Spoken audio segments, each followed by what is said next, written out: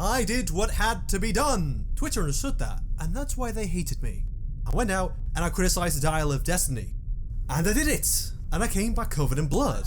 But I felt clean! Now why did I feel that way, Major? Because I was clean. Oh god, the things I do sometimes. Alright. So, Indiana Jones and the Dial of Destiny, I made a video about it, but when I made it, I had no idea that when I said putting time travel in Indiana Jones was creatively bankrupt, that would be such a hot take, at least on Twitter. I didn't predict a significant amount of people would actually like the film. I was very overconfident in people believing that it would be garbage. Because of that, I did not worry about how my words could be misconstrued, thinking that most people would understand the problems I was getting across. When I know I'm fighting against the tide, I usually know better than to leave any kind of openings. I usually make sure to spend the extra time rewatching and redrafting to make sure my points are clear and precise as possible, making sure I account for anyone needing clarification on what exactly I am saying.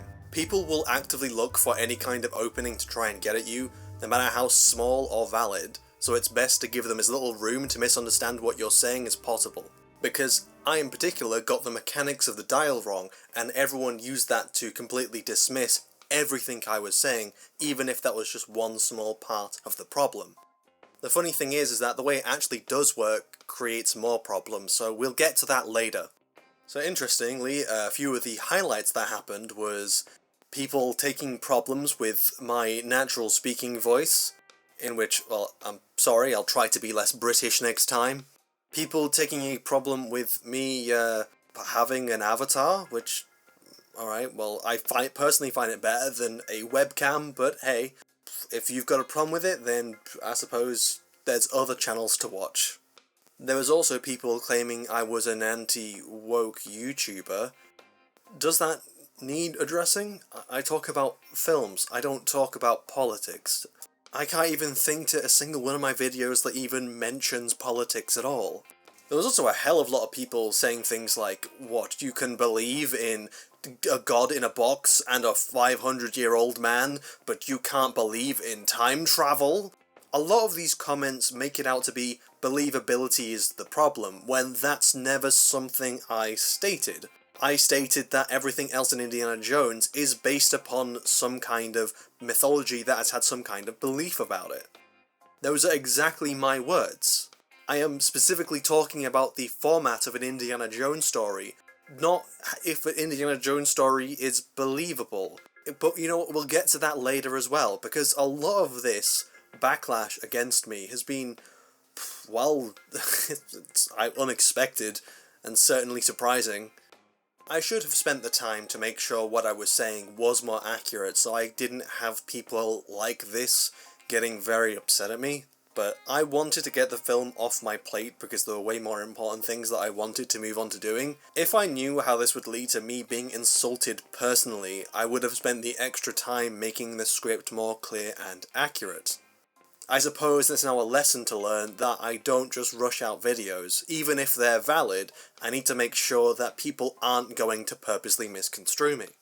So since I did get some things wrong, and I was caught off guard with this backlash, I wanted to address some of my reasonings, in particular why I took exception to time travel. So let's start with the first question. What is wrong with time travel in Indiana Jones? Time travel is tricky to pull off. Specifically, designing a story around time travel is easier, because you can mold the story to that concept. Back to the Future is an excellent example of this. All the elements in the story are designed to complement the premise. But that isn't something that you can do in a story that already exists with no elements to accommodate time travel. The main problem is that time travel suddenly adds many complications which you now have to account for, which is much harder to do in a pre-established universe which isn't built to accommodate that element. It can unwittingly damage a lot of the universe and break a lot of the stakes or tension. Time travel is also a completely different genre. It's like putting modern warfare equipment in Lord of the Rings, or sci-fi spaceships in Ghostbusters. I had the same problem with how time travel doesn't mesh well with Star Wars in World Between Worlds. Even Aliens in Indiana Jones is a genre shift, which is why many people took a problem with it. Personally, I don't have a problem with the premise of aliens in Indiana Jones, but it should have been left more ambiguous of an origin, like the Ark or the Holy Grail. There is no proof that these were created by God or divine power, that's just what the Bible says. And to be honest, the Bible is not the most credible source of history. It is also understandable how people thousands of years ago would believe these artifacts were of divine power and attributed them to their gods, because that's all that they could understand them to be. It's also worth mentioning that time travel has become very overused, with the last few years having some of the most egregious examples. It's commonly used as a lazy fallback for many writers who can't figure out where to go next. Even if the time travel itself can be well done, because it's being used as a lazy fallback, it's often not thought through enough to be well written. As I stated before, many people have seen me take problem with the Dial and time travel and compared the Dial to the Ark of the Covenant or the Holy Grail, saying I could believe that they could exist, but not time travel, and most of them were not that politely worded. The misunderstanding here is that people keep claiming that what I said was particularly about believability or realism, when my problem is that it does not fit into the format of an Indiana Jones story. There is absolutely nothing in my video which even comes close to stating anything about my problem with Indiana Jones being about believability or realism. No matter how many people tell me that there is a 500-year-old God box and aliens existing in this world, it will never make it fit because it's a mystery adventure story based on history, not a time travel story, regardless of whether it fits the theme of time. To me, the problem is that time travel clashes with the genre, and how it's making up mythology doesn't fit into the format of Indiana Jones. And to back me up in this, I have a really good quote from George Lucas. "It's really difficult to create a good MacGuffin, which in our case has to be a supernatural object of an archaeological nature that is real or people have believed to be real. That's the opposite of all the copies that have been mass-produced since. Raiders of the Lost Ark, which is about made-up, fanciful stuff, you can't just make something up, like a time machine. Indiana Jones isn't about that. These are supernatural mysteries, not action-adventures where you don't have a historical or archaeological context. While the Akikathera mechanism is real, there is no mythology around it. It's a random junk mechanism found on a sunken ship. Archimedes didn't make it. There is a 0 chance anyone believes this thing was used for time travel. It's also something that we have in our possession and we understand. It's like calling the Stone Age wheel cart a flying DeLorean. You're going to have a much more difficult time making an Indiana Jones story about that one. There isn't even any mythology around the time travel element of the movie. It is an inhuman power to replace the power of the Ark of the Covenant or the Grail, and it simply just exists. There isn't even an implication of Kronos, the Greek god of time.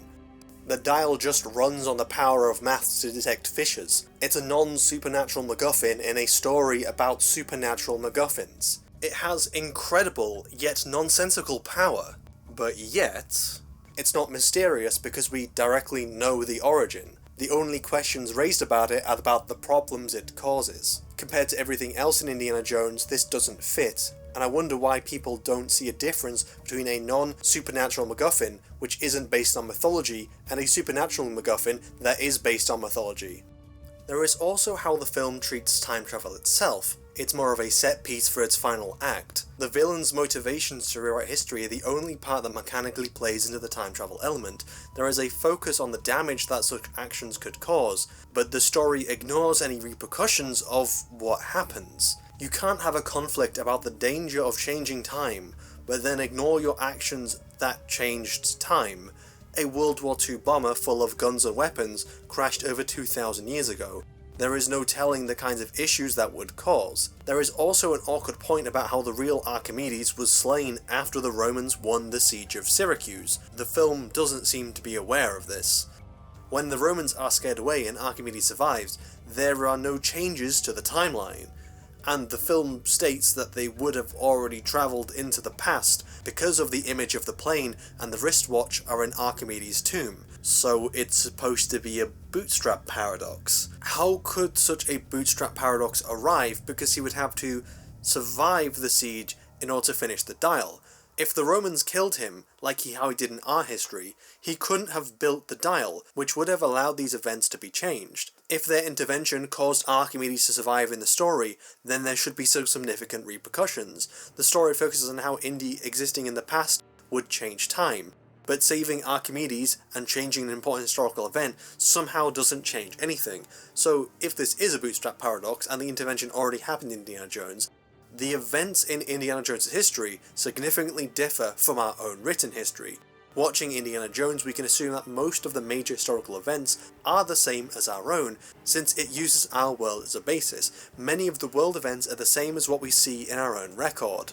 The only difference being that certain mythological aspects are a reality in that world. So it's our world with a few bits on top. Having time travel element in a story which changes our history but implies that nothing has been changed and this has always been our history is certainly a little awkward.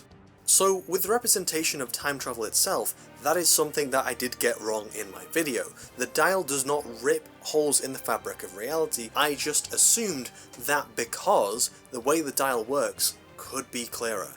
It turns out that it detects fissures in time, which was mentioned in the start of the film during the college archive scene. Many people think that this somehow fixes all the problems with the time travel in the story, which, mechanically speaking, it doesn't. I wish I did check the wiki before my last video because it would have spared me a lot of trouble. Little did I know, my explanation made more sense from the character's actions and motivations, even if it made less sense from the mechanics, because looking back, I was trying to make sense of the events themselves. After learning how the film states it works, it makes no sense and makes less sense from the character's motivations, so I wouldn't call it an upgrade. The reason why I assumed it somehow created the time holes was because I thought it was incredibly convenient that there was a time hole the German physicists thought would take him back to 1939 within a 5-minute flight of an airstrip in Sicily, which happened to be an airstrip with a bunch of evil Germans with a Heinkel 111. How common are these time holes if one just happened to be that close? Luckily, it wasn't in the middle of the Atlantic, or the Pacific, or anywhere other than a few miles away, because if it wasn't, you'd be buggered. These time holes only exist for an extraordinarily short amount of time, so by the time you even set off to get there, it would have already closed itself. Do these time holes happen everywhere? They would be pretty easy to notice. We would notice a giant hole in the sky. They aren't exactly hiding. Then there's also a line where Jones tells the German physicist that his calculations were wrong because of continental drift, and a sheet of paper with numbers on it from Indy's old friend made me think that you had to input something into the device. You entered where you wanted to go, and it would lead you to it, but the way it actually works is that there is no way to put calculations into the dial, it just works as a compass towards time holes, but specifically, it predicts time holes that will take you back to the Siege of Syracuse. Well, that adds more problems to the fire. Convenient, a time hole would open up not only in 1912 BC, but also directly over the siege. Conveniently, that hole would connect to 1969, just as the dial is being rediscovered. This isn't even talking about how it makes the villain incredibly stupid, because if all this does is lead them to a time hole with no input, why did the German physicist think the time hole would take him back to 1939? He has no control over what time this takes him to. That just makes his plan worse. It makes about as much sense as randomly picking a path and automatically assuming it will take you where you want to go. But in this case, you're picking one path that could take you any time, and you don't have any knowledge or control about where it goes. Then there is the whole Archimedes side. He built it to get help from the future. Wow, he's very fortunate that worked. How many holes throughout history directly go back to the Siege of Syracuse? I assume there's only one, only existing for a short time. The likelihood of anyone finding the dial that would align precisely with this time hole existing is a quintillion to 1 chance. It's lucky that this time hole opened up during the siege. Archimedes would not have prerequisite knowledge of time holes opening up during the siege because he still needs to complete his dial. We know that he was still working on it during the siege itself. It's also awkward how he expected anyone to arrive to help without leaving a message, not even in his tomb with the other half of the dial. How does he expect anyone who found the dial to arrive? Even on the wax tablet or the gold tablet, there is no asking for help. It is just cryptic clues. The portal itself exists in the sky. How does he think people will be able to reach it? He doesn't have the concept of what a plane is. I guess it's also lucky that this portal doesn't go to anywhere before 1912, because then nobody would ever be able to reach it. Even if Archimedes is good at maths, I'm not sure how that means he can predict time holes without calculus or an understanding of quantum mechanics or relativity. How does he even know where the vortex is going to end up? How can he predict this with no reference points or even be able to test his theory? If any of his maths were wrong because of anything that he was ignorant of, that would cause them to be far away from where the time hole was. Funny enough, this is almost a point that is made in the film because Archimedes did not know about continental drift and how it would change the location of the portals, even if that line is now irrelevant because the film breaks itself and hopes that you don't think about it too much. If the dial was designed to get help and cannot be weaponized or abused because it only goes to one time, why was it broken into two halves if the entire design was for someone to help from the future when they find it? You've just made it more difficult for whoever to find it to help you. So, funnily enough, if I was actually correct in my last video and the film had the dial create the time holes itself, the German's actions would have made more sense because he would have tried to open up a time hole in 1939 and he would have just failed because of his calculations. Archimedes' motivations would have made sense of why he broke it up because it could have been used as a weapon. It would also fix his expectation of getting help because it wouldn't be a quintillion to one Hail Mary. It would remove the contrivances of the locations and the connections of the time hole and how it only connects to 1969 for 20 minutes. Even if it's stupid that Archimedes can create time holes, the character's actions make more sense in how I accidentally interpreted the film. So no matter what way you cut it, at the very least, the way that time travel is represented in the film is entirely boned, and I think that it just doesn't have a place in Indiana Jones in the first place because none of this meshes with the premise. You see, this is why you just don't mess with time travel. If anyone who berated me for my thoughts on Indiana Jones sees this video, I hope you do understand more of where I'm coming from. If you still feel the need to personally insult me over this, go ahead. I've explained myself now, so I will move on to other things. I do wish to thank anyone who also listened to me expand on my problems on this film. I would also like to thank Plague Rook for giving me money. No, I don't know why he does it, but thank you all the same.